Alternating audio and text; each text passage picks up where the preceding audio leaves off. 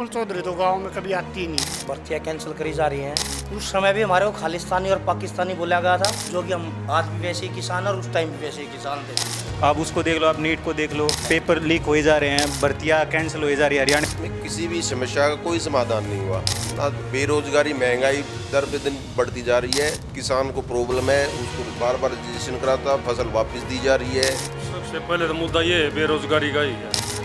कल परसों है और दलील ही हमारे घर बढ़ गया, सब चोर आ गया रहता है। गुंडागर्दी पहली टूट बटा गाँव में आदमी भीतर बढ़ के पिटने लग गए। लोकसभा चुनाव खत्म हुआ और पड़ोसी राज्य हरियाणा में विधानसभा चुनाव की हलचल बढ़ चली। इस समय है हम सोनीपत के गन्नौर विधानसभा क्षेत्र में, गांव है कामी।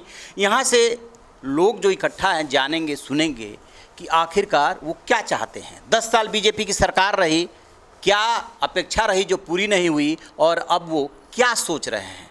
सबसे पहले हम आपसे ही जानेंगे, 10 साल बीजेपी की सरकार रही, किसानों का, नौजवानों का जो मुद्दा रहा, कितना वो उसको हल कर पाए, और अब लोग क्या सोच रहे हैं यहाँ पे। फिलहाल ये जो गन्नौर विधानसभा सीट है ये बीजेपी के पास है। निर्मल चौधरी यहाँ से विधायक है। सोनीपत में 6 विधानसभा की सीटें हैं, जिसमें से कि 2 बीजेपी के पास है, 4 कांग्रेस के पास, और लोकसभा चुनाव में अभी जीते हैं सतपाल, जो कि कांग्रेस के उम्मीदवार थे। क्या लगता है इस बार आपको? जी, निर्मल चौधरी तो गांव में कभी आती ही नहीं है। अच्छा। और गांव के तो कोई काम एमएलए तो कोई करवाता ही नहीं है, पहली बात तो ये है। और जैसे हम सरपंच हैं तो गांव के काफ़ी लोग ये कहते हैं कि हमारा राशन कट गया, ये परिवार पहचान पत्र की वजह से, कुछ फैमिली आईडी की वजह से, तो उनके कौन बनाएगा ये अपने आप कंप्यूटर से 180 की इन्होंने वो डाल रखी है कि 180 के ज़्यादा जितनी तनख्वाह होगी तो उसका परिवार पहचान पत्र कट जाएगा। तो उसमें बहुत गरीब ऐसे भी है जिनको बिल्कुल खाने के लिए नहीं है। एक तो उनका वो कट जा रहा है, जिसका कोई सिस्टम नहीं है, ठीक है, सिस्टम ही नहीं। जो जेन्युइन लोग हैं उनका भी कट जा रहा है। और क्या क्या इशूज हैं जिसकी वजह से आप जैसे बता रहे थे कि जॉब की, सर हमारे गांव में कांग्रेस के टाइम में कम से कम भी 10-15 बच्चे लगे थे। अब 10 साल में मुश्किल से 2 बच्चे लगे हैं। कहाँ पे? हमारे गाँव में नौकरी में जॉब में। अच्छा। तो मुश्किल से 2 बच्चे लगे, तो फिर बीजेपी का तो वोट देने का कोई मतलब ही नहीं बनता। किसानों का इशू, जो किसान सम्मान निधि है, जिसका बहुत शोर है कि किसानों तक पहुंच रहा है। किसानों की भी सुन लो जी, अब हम ही है, हमारे घर में कोई भी किसानों की वो निधि नहीं ले रहा। किसान निधि आप बेशक चेक करवा सकते हो। तो इस बार आप लोग कैसी सरकार चुनने जा रहे हैं? अब की बार कांग्रेस की सरकार आएगी। अच्छा, बिल्कुल। कांग्रेस को किस मामले में आप बेहतर मानते हैं? कांग्रेस हर मामले में बेहतर है, जॉब के मामले में बेहतर है। कोई भी काम हो वो भी कांग्रेस की सरकार में ही होते हैं ज़्यादातर। बीजेपी में तो कोई काम होता ही नहीं है।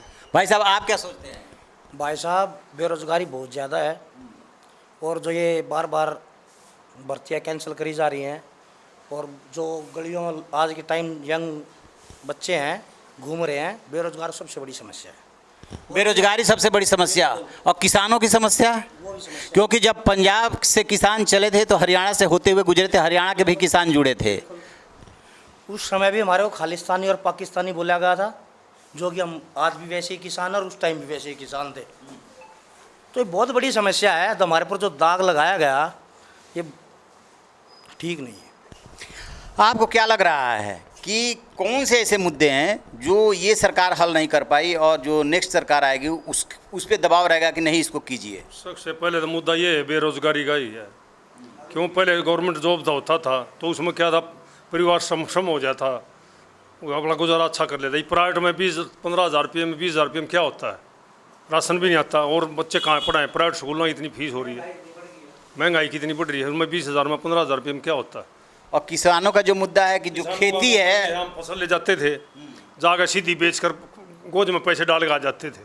अभी क्या, उसको वो कराओ, पंजीकरण कराओ, फिर वहाँ से पर्ची कटाओ, वहाँ जाओ, वह खाते में पैसा, एक दूसरे खाते में पैसे आ जाते, फिर मिलते नहीं, आधे पैसे ऐसे रोते रहते हैं। तो आपको लग रहा है कि यदि आप सरकार बदलते हैं तो कांग्रेस सरकार आते हैं इनको हल कर देगी, इन समस्याओं को? पहले हल था, पहले जमींदार था, किसान था, अपना फसल को सरेआम सीधे बेच कर अपने घर आ जाता था। ये बांटे जाओ, कभी उधर ले जाओ, कभी उधर ले जाओ, यहाँ पंजीकरण नहीं है, यहाँ 5 किलो बच गया उसको वापस लाते थे। क्या सीधे एकदम ले लेते, कोई रजिस्ट्रेशन के? कोई रिजर्वेशन या रजिस्ट्रेशन ने कुछ नहीं हुआ करता। हाँ, ये भी फर्द कटाओ, रजिस्ट्रेशन कराओ। 2 महीने पहले वो ना हो फसल या ज़्यादा हो जाए जब वापिस लाओ घर, वो 6 काउंटर का 8 काउंटर का वो कर रखा है कि 1 एकड़ का, उसमें ज़्यादा भी हो सकती है। क्यों किसान ने सोचा 10 मन अच्छे हों तो जब उसको वापिस लाओ बैग में बोरियों में डाल कर। अच्छा, उसका लिमिट बना रखा है कि इससे ज़्यादा नहीं, इतने लेने हैं, लिमिट बना दिया। तो उसके लिए पहले से रजिस्ट्रेशन का भी लिमिट बना दिया, गेहूँ का भी लिमिट बना दिया, धान का भी ऐसे लिमिट, सरसों का अभी पीछे सरसों ठाए ठाए घूमे रहे पूरा। कि अधिक हो गया तो फिर आप ले जाइए, हाँ ये बिकेगा। आप नौजवान हैं और रोजगार का मुद्दा उठ रहा है कि भाई रोजगार चाहिए नौजवानों को। आपको क्या लगता है कि पहले की सरकार और अब कौन से ऐसे मुद्दे हैं जो हल नहीं हुए और नौजवान अपने को परेशान महसूस कर रहे हैं? सर पहले जैसे भर्तियाँ निकलती रहती थी, अच्छे लेवल पे निकलती थी। अब जैसे जैसे भर्तियों के वैकेंसियाँ कम होती जा रही है, फीस ज़्यादा बढ़ाई जा रही है, फिर उसके बाद भर्तियाँ रद्द होई जा रही है। आप उसको देख लो, आप नीट को देख लो, पेपर लीक हो जा रहा है, पेपर लीक हो जा रहे हैं, भर्तियाँ कैंसिल हो जा रही है। हरियाणा में देख लो अब कितनी भर्तियाँ कैंसिल हो चुकी है, अब उनको दोबारा से फिर वो डालेंगे। कुछ बच्चों की उसकी में एज निकल गई, कुछ लॉकडाउन में एज निकल गई, तो इसमें तो बच्चों के साथ उनके साथ उत्पीड़न तो हो ही रहा है ना सर। आप क्या सोच रहे हैं, ये जो सरकार चल रही है 10 साल से, आप लोग की समस्याएं हल कर पाई कि नहीं कर पाई?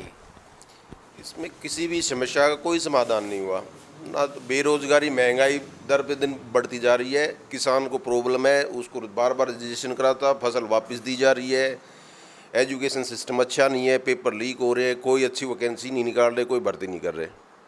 ग्रामीण चाहता है कि जब हम अपने जनप्रतिनिधि के पास जाए, चाहे विधायक हो चाहे सांसद हो, तो सबसे पहले उसको शांति से सुने। कितना हल कर पाता है कितना नहीं कर पाता है वो बात की बात है। क्या आपकी जो विधायक हैं आप लोग के बीच रहती हैं? 5 साल हो गए, हमने तो उसके दर्शन नहीं हुए आज तक। 5 साल होने में 2 ही महीने बाकी है, आज तक तो दर्शन नहीं हुए गांव में। ना उन्होंने गांव में कोई फंड दिया अभी तक, ना कोई काम करवाया। और इसके पहले जो सांसदी का चुनाव हुआ था उसमें जो सांसद जी 2 बार के रहे, वो उनके दर्शन होते थे? हाँ, वे कभी कभी बार आ जाते थे, वे आ जाते थे। जैसे आप बैठे हुए ऐसे आ जाते थे, वो बैठ जाते थे। अच्छा, पब्लिक डीलिंग वो करते थे, जनता दरबार लगता था, वो तब भी आके हमारी बातें सुनते थे। लेकिन अभी ऐसा कुछ भी नहीं है कुछ दिन। अच्छा, एक बात और बताइए आप लोग कि जो लोकसभा चुनाव था उसमें क्या मोदी फैक्टर रहा कि सिर्फ मोदी की वजह से हम वोट दे रहे हैं, ऐसा रहा है आपके विधानसभा क्षेत्र, लोकसभा क्षेत्र में? हरियाणा में ऐसा कोई नहीं था। ऐसा नहीं। नहीं, हरियाणा में महंगाई, बेरोजगारी यही मुद्दा थी। और विधानसभा क्षेत्र में भी, विधानसभा चुनाव में भी यही मुद्दा रहने वाला है? विधानसभा क्षेत्र में भी यही मुद्दा रहने वाला है। अब आपके पास आते हैं, क्या लग रहा है आपको कि इस बार के चुनाव में आप क्या चाहते हैं, कैसी सरकार बने? भाई हम तो परेशान हैं, गुंडागर्दी दुनिया भर की फैल रही है। अच्छा, गुंडागर्दी है, मतलब लॉ एंड ऑर्डर ठीक नहीं है? घर में आदमी बढ़ के ना पिटर लायक जाए। पिछले 1 महीने में करीब 56 व्यापारियों को धमकी दी जा चुकी है।